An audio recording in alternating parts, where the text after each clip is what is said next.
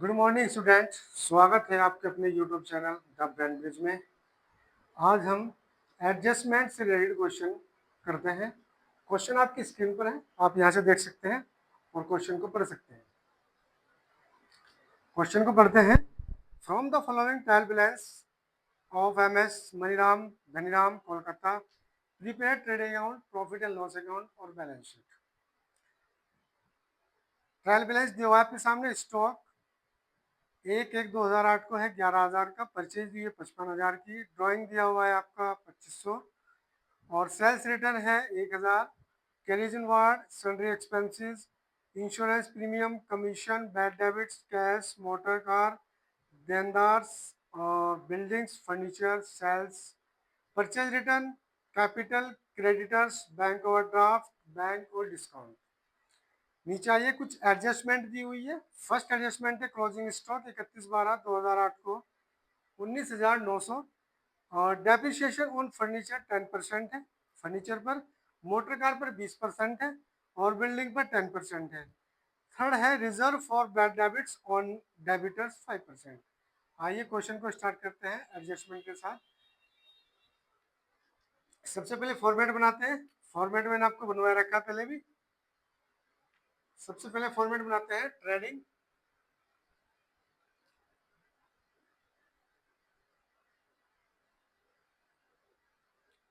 Trading and profit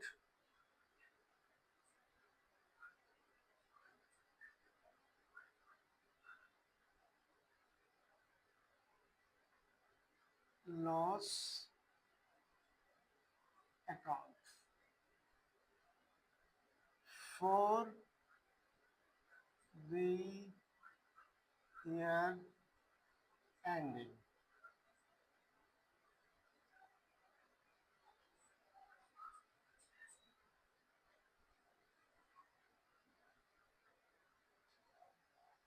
ये format है।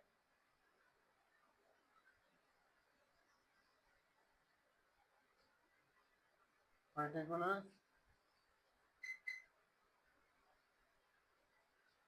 Amount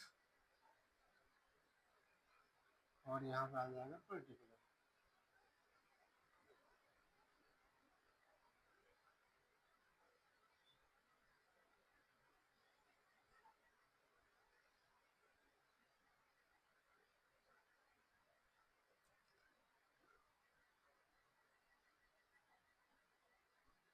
चलिए, पहला कॉलम पर्टिकुलर का है,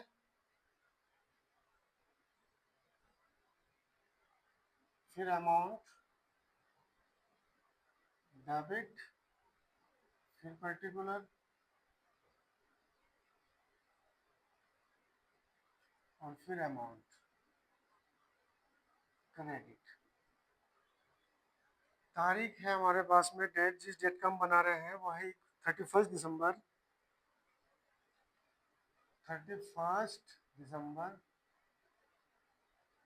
2008। ठीक है, चलो स्टार्ट करते हैं। सबसे पहले हम एडजस्टमेंट से स्टार्ट करेंगे और एडजस्टमेंट हमारे पास में दी हुई है क्लोजिंग स्टॉक। क्लोजिंग स्टॉक मैंने बताया था, एक तो बैलेंस शीट में जाती है और एक ट्रेडिंग अकाउंट के क्रेडिट साइड में। तो सबसे पहले लिख लेते हैं बाय क्लोजिंग स्टॉक। और क्लोजिंग स्टॉक की जो अमाउंट है वो आपके पास में है 19,900। क्लियर है? एक बार बैलेंस शीट में चली जाएगी, बैलेंस शीट बाद में बनाएंगे। डेप्रिसिएशन है फर्नीचर पर 10%। अब हमारे पास में फर्नीचर देख लेते हैं कितने का है। हमारे पास में फर्नीचर है 1,300। तो फर्नीचर हमारी फिक्स एसेट्स है तो बैलेंस शीट में जाती है, लेकिन उसके ऊपर जो डेप्रिसिएशन लगेगा वो हमारा जाएगा प्रॉफिट एंड लॉस के टू साइड में। तो फर्नीचर इस टाइम हमारे पास में है 1,300। इसका हम निकालेंगे फर्नीचर का। फर्नीचर पे कहा है कि 10% है तो 10% के डेप ऐसे निकालेंगे।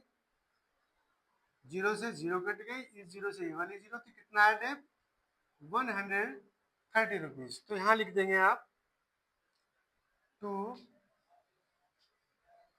डेब्ट ऑन फर्नीचर 130 रुपीज। इसके बाद मोटर कार पे 20% है। ऐसे ही मोटर कार की वैल्यू देखते हैं कि मोटर कार की वैल्यू कितनी है। तो मोटर कार की जो वैल्यू दी हुई है 5000, तो 5000 मल्टीप्लाई मोटर कार पे रेट दिया हुआ है 20%, तो 20% मोटर कार पे अपॉन 100 आ जाएगा। इस जीरो से ये वाली जीरो कट गई, इस जीरो से ये वाली जीरो कट गई, 2 की मल्टीप्लाई 500 में कर देंगे तो आ जाएगा 1000। फिर यहाँ ये भी हमारे लिए लॉस हुआ, तो to date on motor car, motor car की वैल्यू जो आई वो 1000। इसके बाद नेक्स्ट है बिल्डिंग पर 10% है। तो बिल्डिंग हमारी कितने की है, बिल्डिंग हमारी है 10,000, तो बिल्डिंग की वैल्यू है 10,000। और 10,000 का 10% कितना आएगा, जीरो, जीरो, फिर इस जीरो से ये जीरो, तो कितना आया 1000। तो ये आएगा टू डेट ऑन बिल्डिंग, और इसकी जो वैल्यू आई वो 1000 आई, तो इसके सामने आ जाएगी 1000। क्लियर है बच्चों। इसके बाद नेक्स्ट हमारी है reserve for bad debts on debtors 5%। तो देनदार है हमारे, डेटर्स हमारे पास में कितने के हैं ये देख लेते हैं। हमारे पास में डेटर्स है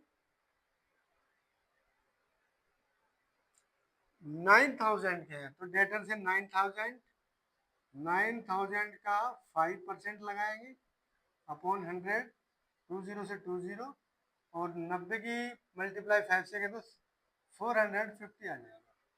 तो यहाँ पे लिखेंगे टू रिजर्व फॉर बैड डेप्ट 450। ये सारी एडजस्टमेंट क्लियर हो चुकी है। अब क्वेश्चन करते हैं स्टार्टिंग से। सबसे पहली अमाउंट ट्रायल बैलेंस में देखिए, सबसे पहली अमाउंट दी हुई है ओपनिंग स्टॉक। ओपनिंग स्टॉक हमारे पास में 11,000 का, तो टू लिखेंगे to opening stock. Opening stock की वैल्यू है 11,000, ये आ गया। परचेज, तो परचेज ये भी ट्रेडिंग अकाउंट में जाएगा। और परचेज की जो अमाउंट दी हुई है 55,000 दी हुई है, 55,000। और 55,000 परचेज रिटर्न हमारे पास में है, माइनस करेंगे परचेज रिटर्न। परचेज रिटर्न है 2,900, तो हमारे पास में वैल्यू बचकर आएगी 0, 0, 10 में से 9 गया 1, 4 में से 2 गया 2, और 5। इसके बाद सेकंड है ड्राइंग। ड्राइंग ना तो प्रॉफिट एंड लॉस में जाएगी और ना ही ट्रेडिंग अकाउंट में जाएगी। इसके बाद आता है सेल्स रिटर्न। तो सेल्स रिटर्न हमारा सेल्स में से माइनस होता है, तो सेल्स पहले लिखेंगे सेल्स। सेल्स हमारे पास में दी हुई है 75,000, इसमें से माइनस करेंगे सेल्स रिटर्न, और सेल्स रिटर्न माइनस कर देंगे। सेल्स रिटर्न हमारे पास में है 1000, तो सेल्स हमारे पास में आ गई 74,000। इसके बाद नेक्स्ट कैरीज इनवर्ड दिया हुआ है, तो कैरीज इनवर्ड ट्रेडिंग अकाउंट में जाता है, to carriage inward, to carriage inward हो गया। और कैरीज इनवर्ड हमारा जाता है ट्रेडिंग अकाउंट में। इसकी जो वैल्यू दी हुई है 900 रुपीज। इसके बाद सन्ड्री एक्सपेंसेस, ये हमारे इनडायरेक्ट एक्सपेंसेस है तो प्रॉफिट एंड लॉस में जाएंगे। तो यहाँ लिख लेते हैं to sundry expenses.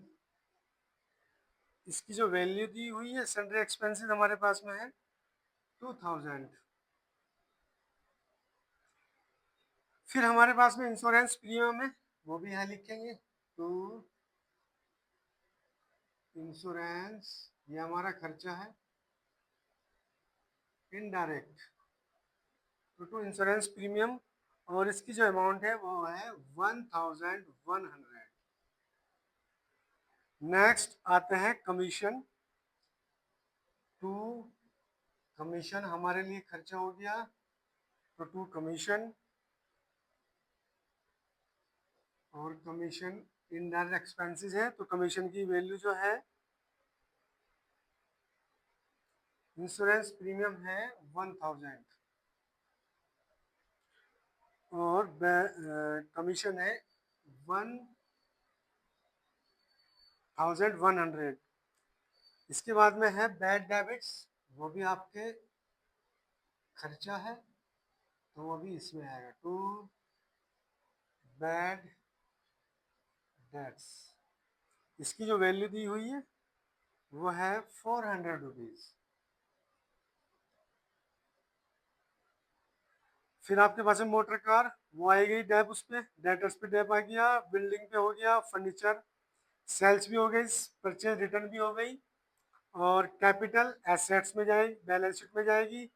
Creditor balance sheet, bank overdraft, ये भी बैलेंस शीट में। रेंट आया है और रेंट दिया हुआ है क्रेडिट साइड में, इसका मतलब रेंट हमारी इनकम हो गई, यानी कि मिला है तो बाय रेंट, और जब हमारी इनकम है तो प्रॉफिट एंड लॉस की क्रेडिट साइड में जाएगी। रेंट की वैल्यू है 500 रुपीज। उसके बाद डिस्काउंट हमें मिला है तो बाय डिस्काउंट, और डिस्काउंट की जो वैल्यू है वो है 200 रुपीज। ट्रेडिंग अकाउंट में जो भी अमाउंट थी वो सब आ गई, क्रेडिट की भी और डेबिट की भी। ऐसे ही प्रॉफिट एंड लॉस में जो अमाउंट थी वो सब आ गई। अब इसके बाद में करते हैं टोटल। टोटल डेबिट और क्रेडिट दोनों साइड करना पड़ेगा, जिस साइड का टोटल ज्यादा होगा वो दोनों तरफ लिखना पड़ेगा। टोटल कर लेते हैं तो इधर का टोटल आएगा हमारे पास में 93,900। 93,900 यहाँ से डेबिट वाली वैल्यू को घटा देंगे तो यहाँ से हमारा आ जाएगा टू ग्रॉस प्रॉफिट, और ग्रॉस प्रॉफिट हमारा आया है 29,900। इस ग्रॉस प्रॉफिट को प्रॉफिट एंड लॉस के क्रेडिट साइड में ट्रांसफर करेंगे बाय ग्रॉस प्रॉफिट। 29,900 यहाँ से भी टोटल करना है आपको, डेबिट का भी और क्रेडिट साइड का भी। टोटल कर लिया,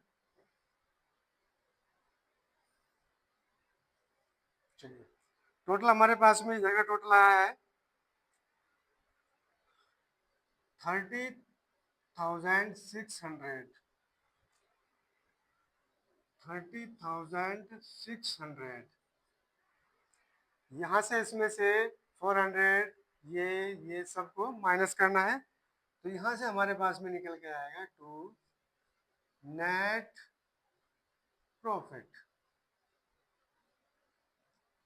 नेट प्रॉफिट कितना आया है 23,520। ये आपका ट्रेडिंग और प्रॉफिट एंड लॉस बनकर तैयार है, ऐसा बनता है। इसके बाद बनाते हैं बैलेंस शीट। फिलहाल आप अपनी नोटबुक में से लिख लीजिए।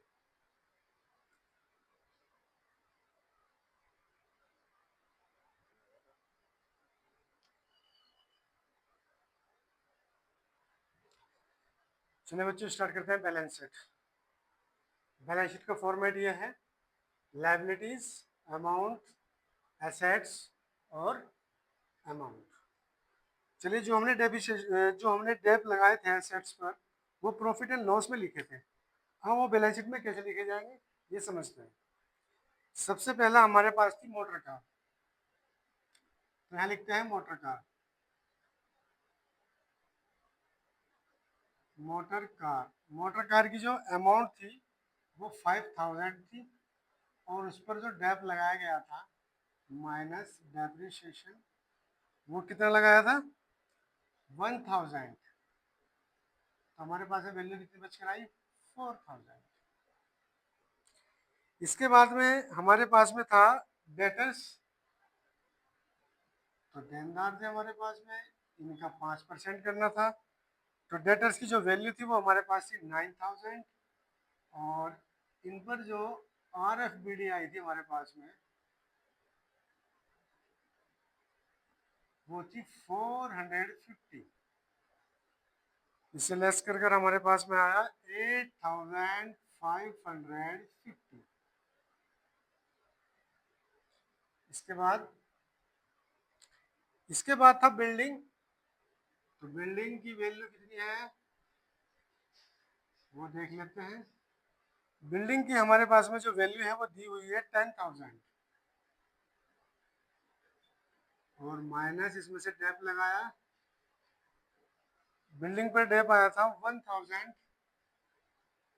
और वैल्यू निकल कर आई 9000। इसके बाद फर्नीचर पर था, तो फर्नीचर पर डेप लगाया हमने, फर्नीचर की जो वैल्यू थी वो थी 1300, और माइनस डेप जो लगाया वो 130। तो वैल्यू हमारे पास निकल के आई है 1170। इसके बाद आती है हमारे पास में, अब आए कैश। तो कैश हमारी वैल्यू है, तो कैश लिख लीजिए, कैश हमारी एसेट्स है, और कैश दिया हुआ है 500 रुपीज। इसके बाद मोटर कार भी हो गया, सब हो गया। कुछ नहीं बचा। अब आते हैं लायबिलिटी साइड में। सबसे पहले हमारे पास में नेट प्रॉफिट आया 23,520। उससे पहले कैपिटल लिखेंगे, तो कैपिटल की जो वैल्यू दी हुई है वो है हमारे पास में 15,000। ठीक है। उसके बाद इसमें दिया हुआ है ड्राइंग। मैंने बताया था ड्राइंग जो है वो कैपिटल से लेस करना है पहले। ड्राइंग ड्राइंग की जो अमाउंट है वो दी हुई है 2500। इसके बाद इसमें अपना जो नेट प्रॉफिट आया है वो ऐड करना है, इसे जोड़ देना है। तो नेट प्रॉफिट की वैल्यू 23,520। पहले ये घटाएंगे, उसके बाद इसे प्लस करेंगे, और वैल्यू हमारे पास में आ जाएगी। यहाँ से वैल्यू निकल कर आई है 12,500, और इसमें 23,523 हो जाएगा 36,020। इसके बाद हमारे पास में दिया हुआ है क्रेडिटर। क्रेडिटर कितने के हैं वो देख लेंगे। क्रेडिटर हमारे पास में 5000, वो लिख लिया। उसके बाद हमारे पास में बैंक ओवरड्राफ्ट। बैंक ओवरड्राफ्ट ये भी लाइब्रेरी साइड में जाता है, और इसकी अमाउंट है 22,100।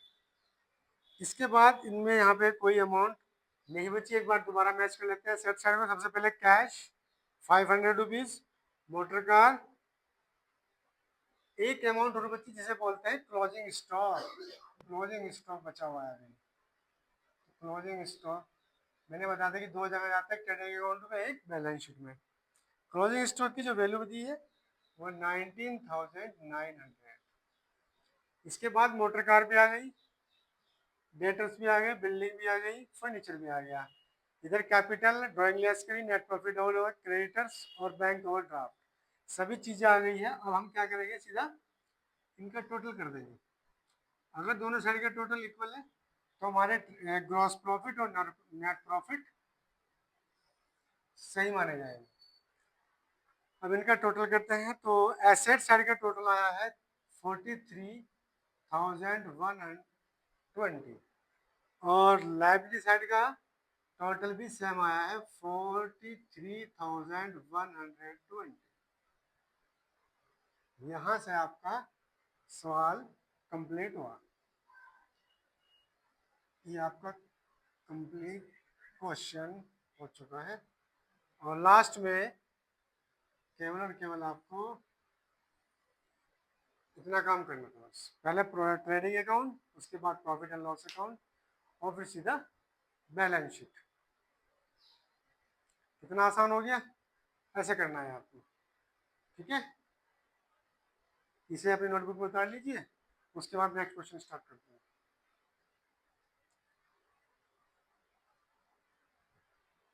आइए बच्चों स्टार्ट करते हैं क्वेश्चन फर्स्ट एडजस्टमेंट के साथ। जो अभी हमने एडजस्टमेंट की है उससे रिलेटेड ही क्वेश्चन मैं आपको करा रहा हूं, तो क्वेश्चन को बड़े ध्यान से समझना है।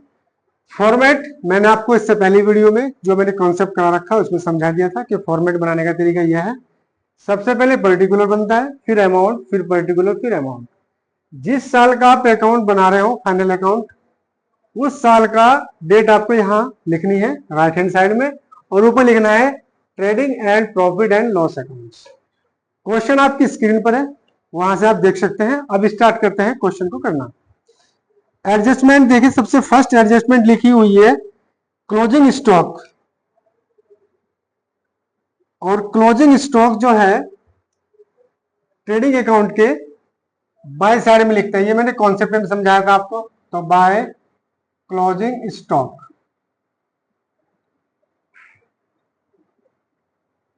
क्लोजिंग स्टॉक है 46,000, वो अमाउंट आपकी क्रेडिट साइड में आ जाएगी। 46,000 क्लोजिंग स्टॉक आया। क्लोजिंग स्टॉक एक अकाउंट तो ट्रेडिंग अकाउंट हो गया, दूसरा है आपका बैलेंस शीट, वहां पे जाएगा एसेट साइड में। नेक्स्ट है आउटस्टैंडिंग वेजेस। वेजेस कहां लिखते हैं हम, ट्रेडिंग अकाउंट में, तो ट्रेडिंग अकाउंट में लिखेंगे टू वेजेस। और वेजेस की जो अमाउंट है वो हमारे पास में है 17,000। 17,000 हमने लिखी वेजेस की अमाउंट, प्लस इसमें आउटस्टैंडिंग वेजेस है तो वो इसमें जोड़नी पड़ेगी आउटस्टैंडिंग वेजेस के नाम से।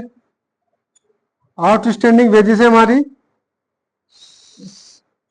1,600। दोनों को ऐड कर देंगे, टोटल अमाउंट हो जाएगी 18,600। दूसरी जगह जो आउटस्टैंडिंग वेजेस है मैंने बताया कि ये बैलेंस शीट के लायबिलिटी साइड में लिखनी पड़ेगी। चलिए अब आती है आपकी थर्ड एडजस्टमेंट, जिसका नाम है prepaid insurance 600 rupees. Prepaid insurance आपका इनडायरेक्ट एक्सपेंसेस है जो कि ट्रेडिंग अकाउंट में नहीं जाएगा, ये प्रॉफिट एंड लॉस अकाउंट के डेबिट साइड में लिखना है। तो आ जाइए, यह है हमारा टू इंश्योरेंस। अब हमें देखना है कि हमारे पास में इंश्योरेंस की अमाउंट कितनी है। अपने ट्रायल बैलेंस में देखिए कि हमारे पास में इंश्योरेंस की जो अमाउंट है वो कितनी है। हमारे पास में इंश्योरेंस है 3,000, तो ये लिख दिया हमने 3,000। प्रीपेड मैंने बताया था ये माइनस होगा इंश्योरेंस में से और माइनस हो जाएगा इसमें से प्रीपेड के नाम से 600 रुपए। 600 रुपए इसमें से माइनस हो गया और आपका लेस होकर बचा है 2,400 रुपीज। अब आती है प्रीपेड इंश्योरेंस की 600 रुपीज। ये आपके बैलेंस शीट के एसेट साइड में लिखे जाएंगे। जब हम इसके आगे बैलेंस शीट बनाएंगे तो उसमें लिख कर दिखा देंगे आपको। नेक्स्ट आ जाइए, नेक्स्ट एडजस्टमेंट है आपकी डेप्रिसिएशन ऑन बिल्डिंग। देखो बिल्डिंग पर डेप लगाया गया है, कितना percent, 12%। To dep on building, ये बिल्डिंग पे डेप है बच्चों, डेप लगाना। बिल्डिंग की अमाउंट देखिए सबसे पहले कितनी है, बिल्डिंग की अमाउंट हमारे पास में है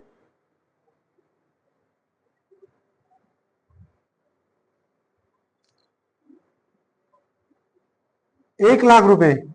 अब बच्चों 1,00,000 रुपए आपकी बिल्डिंग है और उस पर 12% का डेप्रिसिएशन है, तो 12/100 कर देंगे। एक दो जीरो है, फिर ये खत्म हो गई, 12 की मल्टीप्लाई बाकी में कर देंगे, तो ये आ जाएगा हमारा पास में 12,000। 12,000 डेप ऑन बिल्डिंग की अमाउंट है ये हमारा खर्चा बन गया। इस तरह से ये आ गया 12,000 रुपए प्रॉफिट एंड लॉस के डेबिट साइड में। जो 12,000 रुपए है ये हम एसेट साइड में बिल्डिंग में से घटाकर आपको दिखा देंगे। आइए नेक्स्ट समझ, नेक्स्ट एडजस्टमेंट है आपकी। अब एडजस्टमेंट हो चुकी सारी खत्म। अब क्वेश्चन को स्टार्टिंग से लेना है। सबसे पहला दिया हुआ है आपके पास में ओपनिंग स्टॉक। ओपनिंग स्टॉक कितना है 25,000, तो यहां लिखेंगे टू ओपनिंग स्टॉक 25,000। इसके बाद परचेज, टू परचेज लिखेंगे, जो ट्रेडिंग अकाउंट की अमाउंट है पहले वो लिख लेते हैं। परचेज हमारे पास में है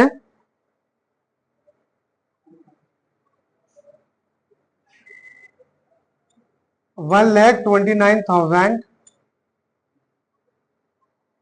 इसके बाद वेजिस वो हमने करी दी। वेजिस के बाद में कैरिज इनवार्ड ये भी लिखा है, तो यहां लिखेंगे ट्रेडिंग अकाउंट में भी to carriage CARRI carriage inward, ये है 500 रुपीज। और इसके बाद बाय सेल्स हमारे पास में सेल्स है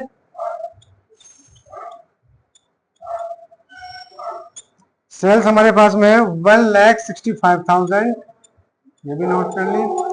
इसके बाद में आती है हमारे पास में परचेज रिटर्न, वो इधर शो कर देंगे बाय परचेज रिटर्न।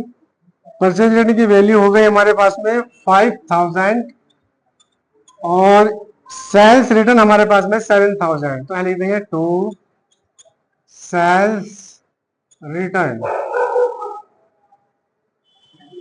7,000। और इसमें कुछ नहीं आएगा, टोटल करेंगे जैसे मैंने आपको पहले बताया था। देखो बच्चों परचेज रिटर्न या तो हम ऐसा करते हैं कि परचेज रिटर्न परचेज में से घटाकर दिखानी पड़ती है, या ऐसा नहीं करते तो बाय परचेज रिटर्न आप closing stock purchase return credit side में लिख सकते हैं। ऐसे ही सेल्स रिटर्न है, या तो सेल्स में से सेल्स रिटर्न घटाओ बाहर दिखाएंगे, या फिर डायरेक्ट सेल्स रिटर्न को डेबिट साइड में दिखा देंगे। अब दोनों साइड का टोटल करते हैं 46,000, 1,65,000 और 5,000 टोटल हो गया हमारे पास में 2,04,000। टोटल इधर का ज्यादा है तो दोनों साइड लिखना पड़ेगा, वो हमने लिख दिया।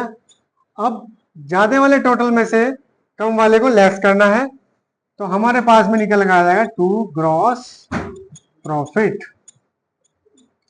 ग्रॉस प्रॉफिट हमारे पास में कितना आया है, ग्रॉस प्रॉफिट हमारे पास में आया 35,900। अब ग्रॉस प्रॉफिट को ट्रांसफर करना है बाय में, बाय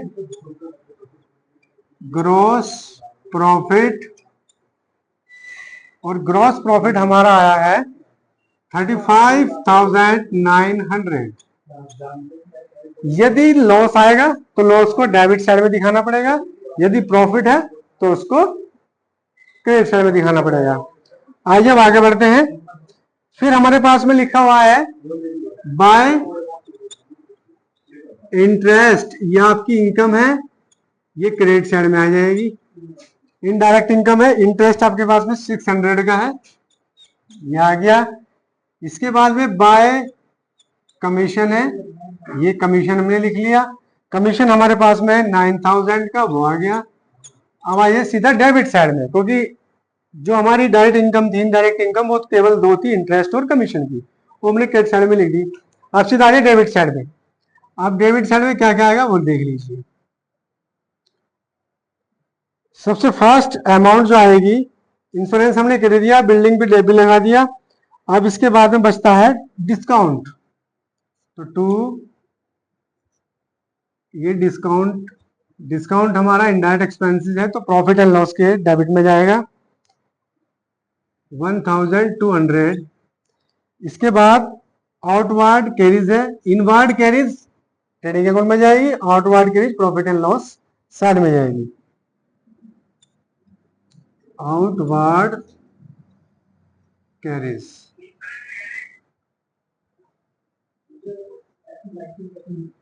इसकी अमाउंट है, आउटवर्ड कैरीज की अमाउंट है 1200। फिर हमारे पास में बैड डेबिट्स भी है, और बैड डेबिट्स हमारे profit and loss, bad debits हो गए 1900, ये भी आ गए। इसके बाद और देखो कोई अकाउंट बची जो प्रॉफिट एंड लॉस में जाएगी, इनके अलावा और कोई अमाउंट नहीं है। बाकी जितनी भी अमाउंट बची वो सब बैलेंस शीट का पार्ट है, वो उसमें जाएगी। टोटल कर लीजिए। टोटल का तरीका वही है, सबसे पहले टोटल करेंगे क्रेडिट साइड का, उसके बाद फिर डेबिट साइड का। दोनों में जिस साइड का टोटल भी ज्यादा होगा वो दोनों साइड लिखना पड़ेगा। तो टोटल हमारे पास में क्रेडिट साइड का ज्यादा है, तो क्रेडिट साइड का टोटल जो है वो आएगा 145,500,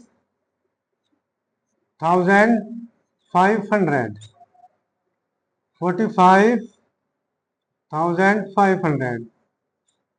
क्रेडिट वाले टोटल में से डेबिट का साइड 2400, ये 12,000, ये 1,200, ये और ये, इन सबको घटाने पर हमारे पास में नेट प्रॉफिट आएगा। टू नेट प्रॉफिट, हमारे पास में नेट प्रॉफिट आया है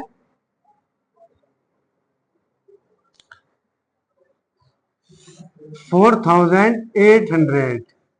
ये हमारा क्या आ गया, ये प्रॉफिट आ गया। अब इस नेट प्रॉफिट को हमें बैलेंस शीट में ट्रांसफर करना है। ठीक है बच्चों, यहां तक आपका trading and profit and loss account complete हो चुका है। इस क्वेश्चन को अपनी नोटबुक में उतार लीजिए। ठीक, उसके बाद हम बैलेंस शीट बनाते हैं। ठीक है, उतार लीजिए इस क्वेश्चन को।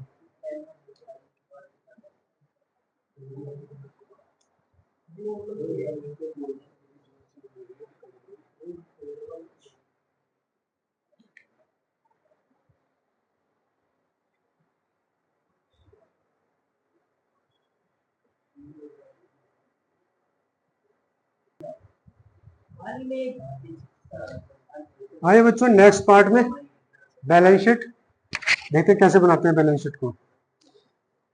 हमने जो एडजस्टमेंट की थी, अब वो बैलेंस शीट में किस किस साइड जारी है ये देखेंगे आप। सबसे पहले हमने की थी वेजिस आउटस्टैंडिंग, तो आउटस्टैंडिंग वेजिस लायबिलिटी साइड में लिखते हैं। ये आ गई आपकी लायबिलिटी साइड में आउटस्टैंडिंग वेजिस।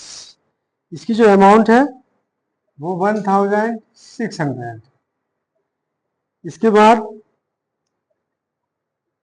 कैपिटल लिखेंगे, और कैपिटल की जो अमाउंट है क्वेश्चन में वो 1,50,800।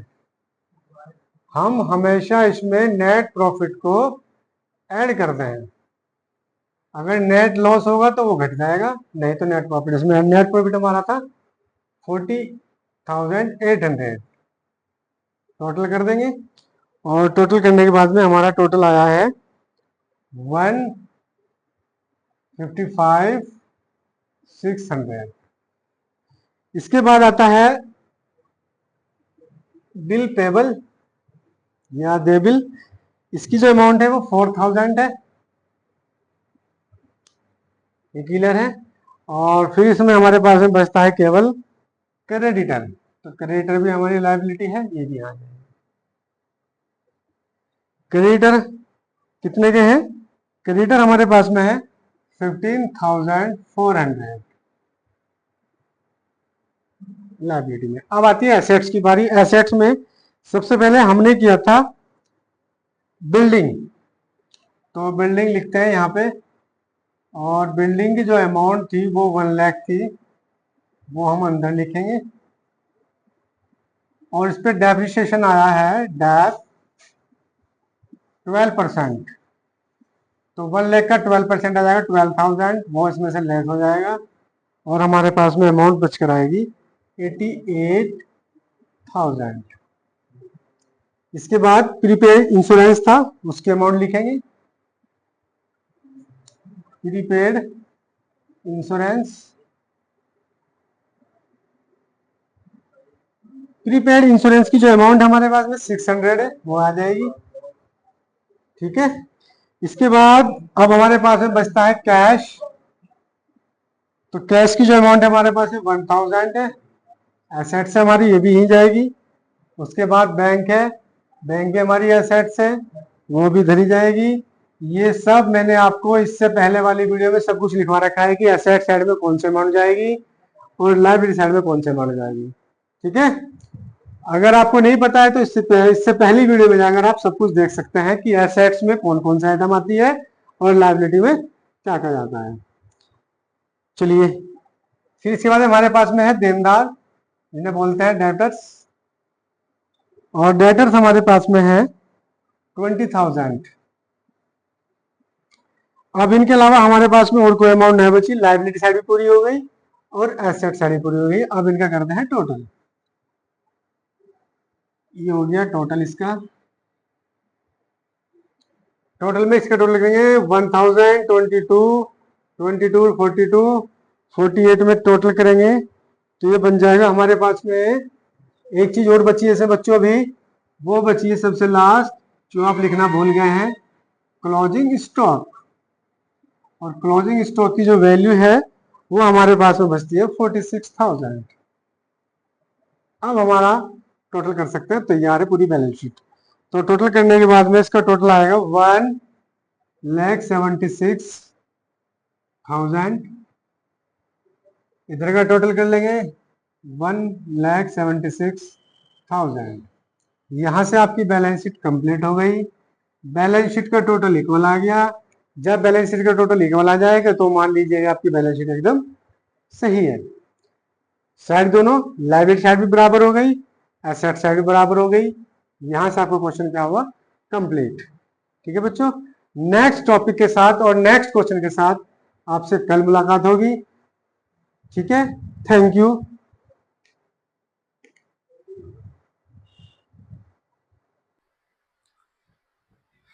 आइए बच्चों नेक्स्ट क्वेश्चन करते हैं।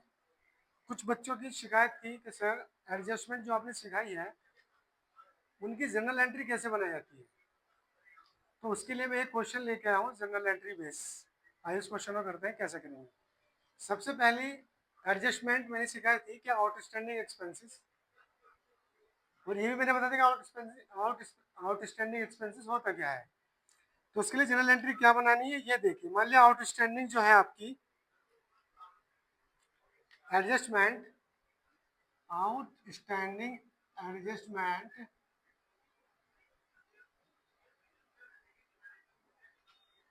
रेंट है और रेंट की वैल्यू है 100 रुपीज। ठीक है, तो मुझे इसकी जनरल एंट्री बनानी है, तो कैसे बनानी है ये देखिए जरा। आउटस्टैंडिंग रेंट है तो सिंपल सी एंट्री बनानी है आपको। रेंट पे है तो rent account debit, rent account debit to outstanding rent account. ये एंट्री होगी बच्चों 100 रुपीज डेबिट साइड में और 100 रुपीज क्रेडिट साइड। क्लियर है। नेक्स्ट, ये कंप्लीट हो गई। नेक्स्ट आती है प्रीपेड एक्सपेंसेस। अब प्रीपेड एक्सपेंसेस है तो वही प्रीपेड के नाम से लिख सकते हैं, प्रीपेड है तो यहाँ पे है प्रीपेड, क्या ले लेते हैं, प्रीपेड रेंट ही ले लेते हैं। और प्रीपेड रेंट की वैल्यू है आपके पास में 1000। अब इसकी एंट्री क्या होगी? सेकंड एंट्री बनेगी आपके पास में, ये पहली एंट्री हो गई B part, prepaid expenses rent पे है, तो यहाँ आ जाएगा आपका सीधा prepaid rent account debit to rent account. यहाँ से ये वाली एंट्री बनेगी।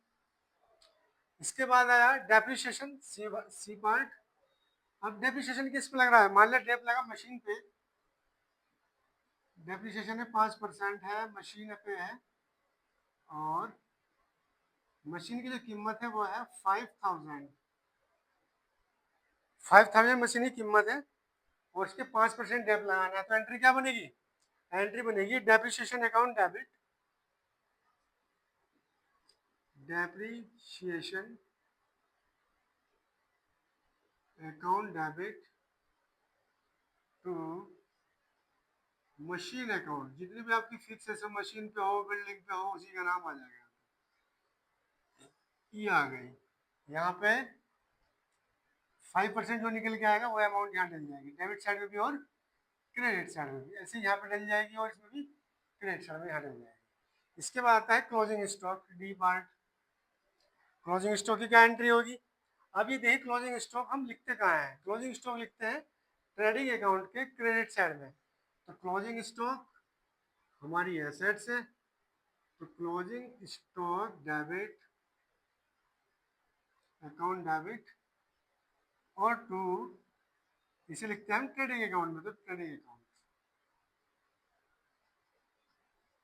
अमाउंट जो भी होगी वो डेबिट में भी आएगी और क्रेडिट में भी आएगी। इसके बाद नेक्स्ट ई पॉइंट, ई में बैड डेबिट्स है, तो बैड डेबिट्स क्या होंगे?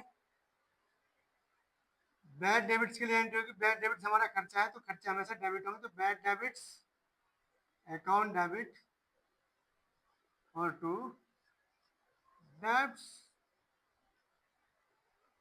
टू डेब्ट्स अकाउंट, इसके लिए ये एंट्री होगी, ये वाली, और ये अमाउंट डेबिट, ये अमाउंट क्रेडिट। ये जनरल एंट्री का पार्ट है। इसके अलावा जितनी मैंने एडजस्टमेंट कराई थी उनकी एंट्री में से वैसे बनानी है। ठीक है बच्चों, इसे अपनी नोटबुक में उतार लीजिए, बाकी नेक्स्ट क्वेश्चन आगे करते हैं।